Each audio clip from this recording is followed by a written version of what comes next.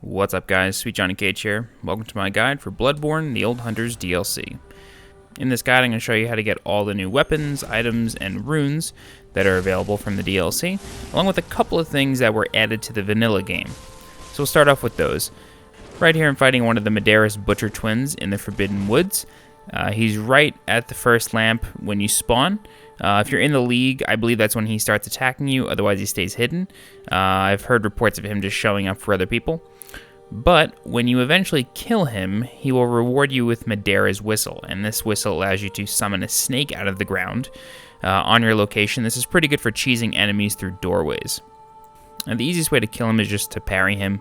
Try to bait him into extending his axe, and it's just much easier to parry him that way. So from this point, we're going to make our way to the shortcut hut. And this was a new playthrough, so I had to open it from the back myself.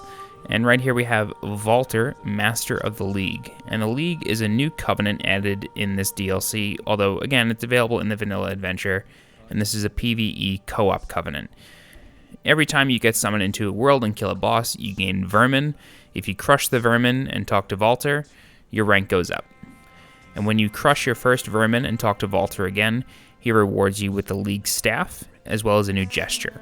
The League staff is pretty similar to the Vile Blood register in the sense that it's basically a leaderboard. So the more you co-op and the more vermin you crush, the higher your rank on the leaderboard. So that does it for the items added to the vanilla adventure. There were also a bunch of NPC summons added before just about every single boss, so you'll also find that pretty helpful. Alright, so moving on to the Hunter's Nightmare DLC area, the first thing we're going to pick up is the Beast Cutter. Now this is right between the giant courtyard and the stairs to the Nightmare Cathedral. It's guarded by a hunter wielding the Beast Cutter, so be careful. The next thing we're going to grab is the Boom Hammer. This is inside the house that looks very similar to the one in Central Yharnam.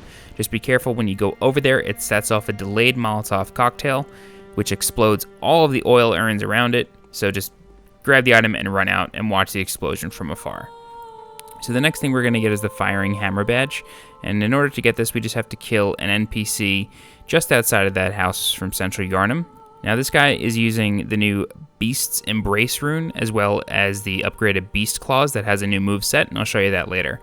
The best way to go about this is to just poke him to death. Don't try parrying him. His leaping attack does a ton of damage. Once you kill this NPC hunter, you'll be rewarded with the Firing Hammer badge. With the Firing Hammer badge in your inventory, you'll be able to purchase the piercing rifle from the messenger bath in the Hunter's Dream. So next up is the Gattling Gun, and in order to find this, we have to kill an NPC hunter who's actually using one himself. To find the Gattling Gun, head down the River of Blood and into the cave, and you'll find an NPC hunter wielding a saw cleaver and the Gattling Gun. Again, just like the hunter you killed for the Firing Hammer badge, don't attempt to parry him, just equip a torch and whittle him down slowly. You can try to parry him, but it's in the dark, so it's pretty hard to tell what's going on. A torch is very useful. A couple of quick tips for this. Wait until he's about done using the Gattling Gun, then go in on him. He's vulnerable for a couple of seconds after he's done shooting, so you can go in and get a couple of quick hits on him. Keep kiting him around the rock, and after you get him low enough, he'll use one blood vial, but that's all. He won't heal again after that. And once you kill him, he'll reward you with the Gattling Gun.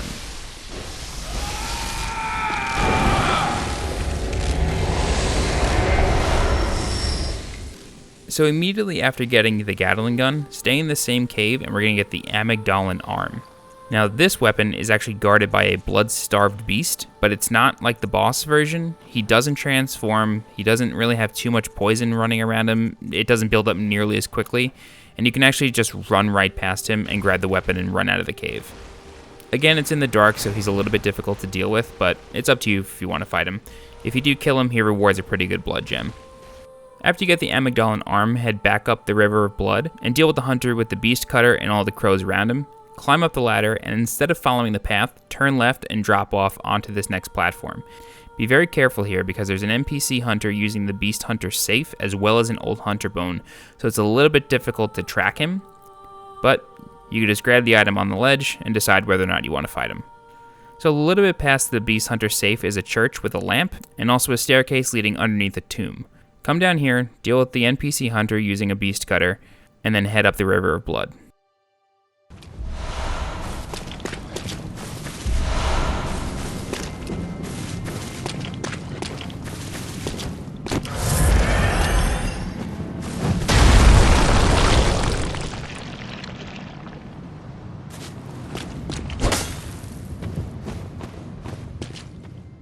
Up here you'll find a corpse with treasure on it, and that treasure is the Whirligig Saw. After you defeat Ludwig the Holy Blade, find his head near the staircase and equip any church set of attire. You could use Gascoigne's set, you could use any church-affiliated set, but when you talk to him, his dialogue will change. Run through his dialogue, and when he asks you a question, respond with yes.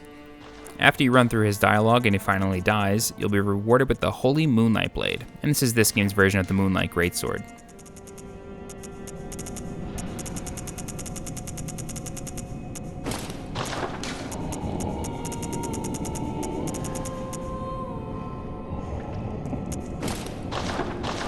Tell me, good hunter of the church, have you seen the light? Are my church hunters the honorable Spartans?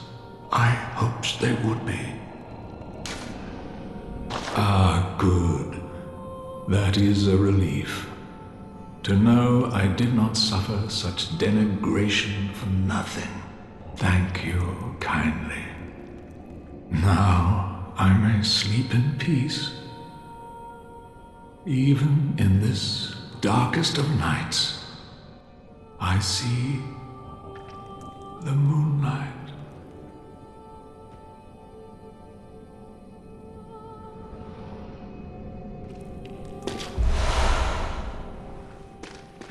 After getting the Holy Moonlight Sword, proceed up the stairs and through the cells. Deal with the man in the wheelchair as well as the prison guard, and then walk into one of the cells and you'll find the Fist of Gratia. After dealing with the 2 NPC hunters in the infirmary, ride the elevator up to the research hall, but then ride it back down. Once you're back in the infirmary, send the elevator back up, but get off. Once the elevator stops moving, grab Laurence's skull off the altar.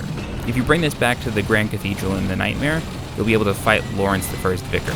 Once you grab Laurence's skull, use the mechanism to send the elevator back down, but get on the elevator and ride it down 1 level.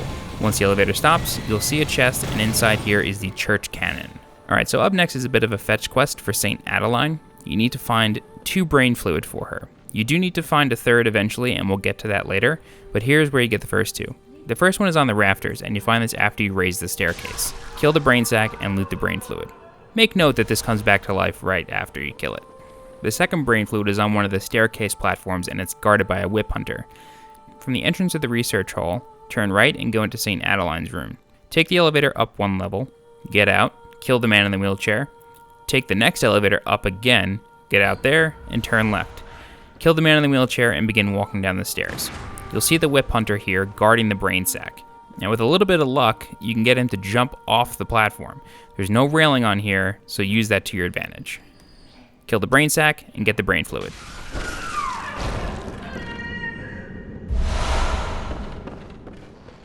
After you give the second brain fluid to St. Adeline, she'll reward you with the balcony key. Lady Maria gave it to me, but it is all I can offer, other than my own blood. Take this key to the locked door on the first floor of the research hall. Now the next area is going to look pretty familiar to you if you've explored the choir in the vanilla adventure. So inside this lumen flower garden are a bunch of patients from the research hall, and this is where we're going to get the Blacksky eye. Now be aware that the minute you jump into this lumen flower garden, everything's going to aggro you. And once you pick up the Blacksky eye, everybody's going to begin casting it on you. So chances are you're just going to die here, which is no big deal. But that's how you get Blacksky eye. So the next thing we're going to get is the underground cell key, and this is going to allow us to get the church pick. From the entrance to the research hall, turn right, go into St. Adeline's room, take the elevator up 1 level, and exit here. Kill the guard, and jump off the platform to get onto the staircase. Work your way through all the patients, and enter the patient room on floor 3. Now be very careful, because on the right in this very dark room is a patient with a poisonous doll that he's going to attack you with. Kill him before he touches you, otherwise he deals a lot of damage and inflicts you with poison. Grab the key off the corpse here and head back down to the cells. Now you could cheese him through the door as I did with charged R2 attacks. So you could charge an R2 attack, run down the hall to drop aggro, come back, rinse and repeat. I died, so I came back cosplaying as Broccoli, and then I just did it again. So that's how you get the church pick.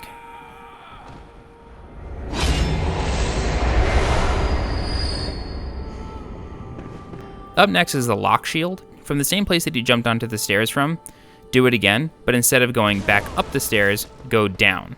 On this platform, you'll find a corpse that holds the Loch Shield. This shield is very useful for the Living Failures fight because it basically reduces all magic damage done to you.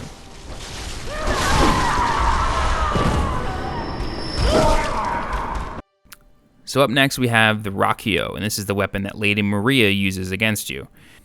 From the first lamp in the fishing hamlet, follow this path, kill the Hexer, and drop down the well. Down here you'll find a gigantic fish monster with a huge anchor. This will take you a few tries, but deal with him for a while, and then eventually he will drop aggro and call down a friend from the ceiling. For this fight, I really recommend bringing a Shaman Bowblade because you can cause the two fish monsters to attack each other and do most of the work for you. So as you can see here, one fish monster kills the other, and then you just have to finish off the second one. Now the one that rewards the Rakuyo is actually the one that drops from the ceiling. So you don't really need to kill the one with the anchor, but it just makes it easier. So when the second one dies, he drops the Rakuyo. Up next we have Simon's Bowblade along with the Underground Cell Inner Sanctum key. The first place he shows up is the shortcut hallway in the Hunter's Nightmare, and the second place he shows up is the Research Hall. Exhaust his dialogue in both places, and he'll show up laying on the ground in the lighthouse when you get here. The beast-eyed assassin. He's after me. Again. And again. It never ends. Please. I need you to do something. This village is the true secret. Testament to the old sins. It feeds this hunter's nightmare. Please. Bring to an end the horror. So our forefathers sinned. We hunters cannot bear their weight forever. It isn't fair. It just isn't fair. Once you get through all of his dialogue, he'll give you Simon's Bowblade along with the Underground Cell Inner Chamber key. Now that Underground Cell Inner Chamber key is what's going to get you the Bloodletter. Head back to the cells and kill the invading NPC hunter. That invading NPC hunter is actually the guy in the cell.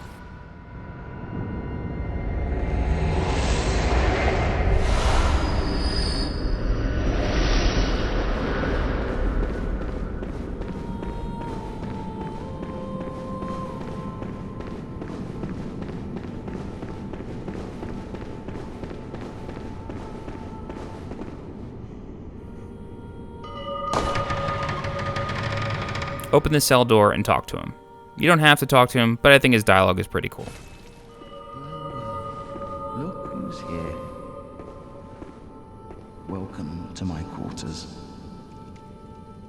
I've never entertained a guest before. Are you going to kill me? After all you've done, kill me? As if to right your wrongs.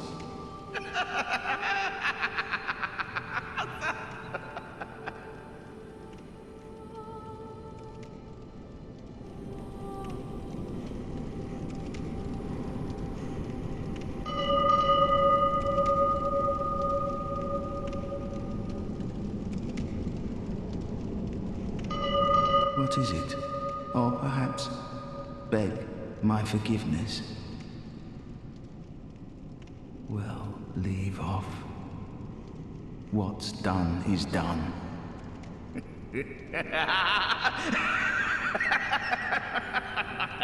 When you're ready, kill him. He doesn't fight back. Nothing changes. Such is the nature of man.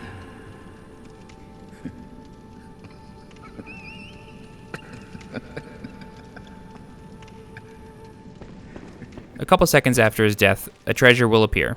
This is the Bloodletter, the weapon that he uses on you whenever he invades you. So the next thing we have to get is the Kos Parasite. To get this, simply kill the Orphan of Kos. I say simply, but it's one of the hardest fights in the game.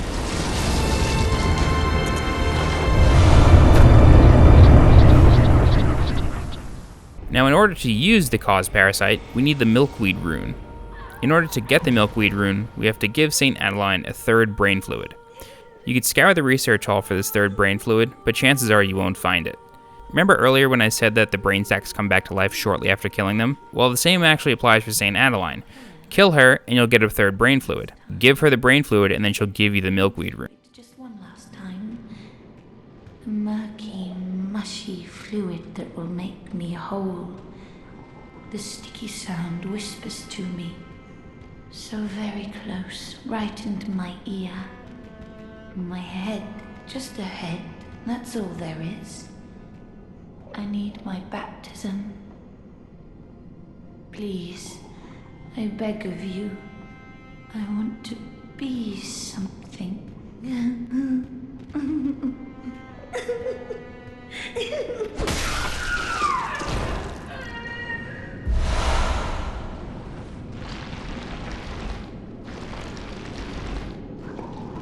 Oh, hello.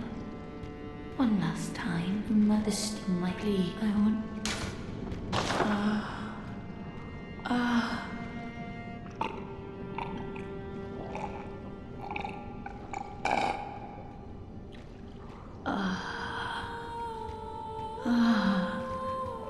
I see a shape. My guide, I see your voice. Again, I was doing this on the second playthrough, so I just get a madman's knowledge, but the first time you do this on your playthrough, you'll get the Milkweed rune.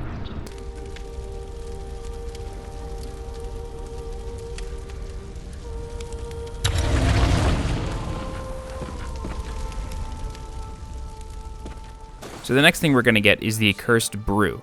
In order to get this, we need to use the Milkweed rune and talk to the first NPC we find in the fishing hamlet. This is the witch doctor looking guy who just keeps murmuring Bergenworth, Bergenworth, Bergenworth in the beginning of the fishing hamlet. But if you have the Milkweed rune equipped, he'll eventually start reciting what seems to be a prayer. Listen for the baneful chants. Weep with them as one in trance. And weep with us. Oh, weep with us.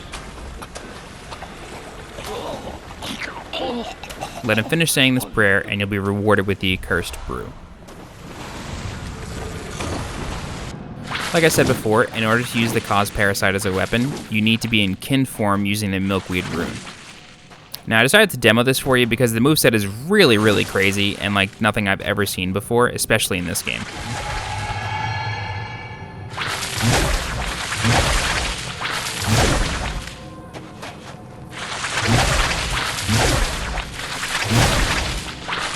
So when you transform the weapon with L1, you get a really cool charged R2 attack.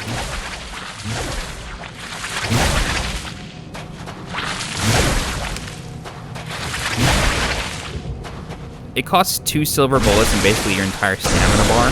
I'm not exactly sure how much damage it does, but it looks pretty fabulous.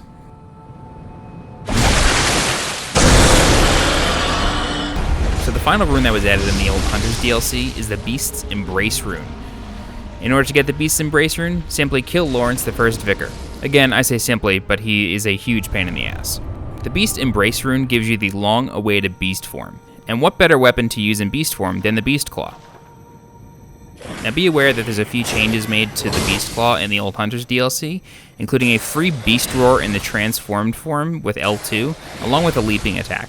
To perform the leaping attack, simply press forward on the joystick and R2 at the same time, and you'll jump forward and deal massive damage.